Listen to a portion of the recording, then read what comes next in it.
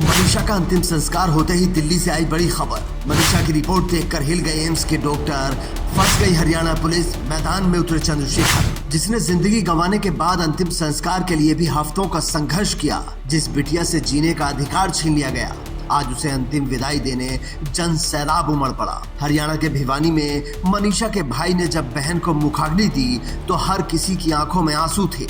पूरा देश दलित बिटिया के लिए गमगीन था।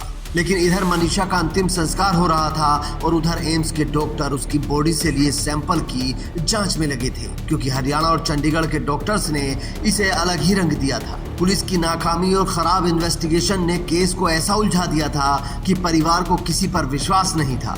इसीलिए उन्होंने केस को सीबीआई के हवाले करने की मांग की और पोस्टमार्टम एम्स के डॉक्टर्स से कराना तय हुआ।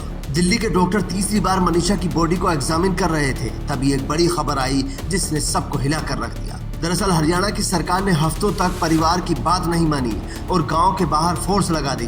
प्रशासन ने जबरन अंतिम संस्कार करने की भी कोशिश की, लेकिन परिवार नहीं माना। इसके बाद गैंगस्टर लॉरेंस बिश्नोई ने धमकी दी कि अगर हरियाणा सरकार ने मनीषा को इंसाफ नहीं दिया तो हम अपने तरीके से इंसाफ करेंगे। हालांकि परिवार ने अपनी दोनों मांगे माने जाने के बाद धरना खत्म कर दिया, जिसके बाद अब ब्लॉक किए गए सारे रास्तों को खोल दिया गया है। तो सीबीआई को तो वो कल रात ही ट्वीट आ गया था, सीएम साहब का वो दे दिया है। और अब दूसरा मैटर जो था वो ये था कि जो पोस्टमार्टम था वो भी अब एम्स से हो गया है, उसके सैंपलिंग द्वारा हो गई। और अभी वहाँ से जो मैसेज आया है उसके परिवार के पास आया था और उसके परिवार ने पंचायत में आके सारी बात रखी है कि हम अब तक के फैसले से संतुष्ट हैं। उधर चंद्रशेखर आजाद ने भी संसद से ही मनीषा के समर्थन में मोर्चा खोल दिया और पहले ट्वीट करके भरोसा दिलाया, उसके बाद संसद के बाहर बैनर लेकर खड़े हो गए। उन्होंने कहा कि अगर दलित बेटी को इंसाफ नहीं दिया गया तो वो सड़कों पर उतरेंगे और हरियाणा सरकार की नाक में दम कर देंगे।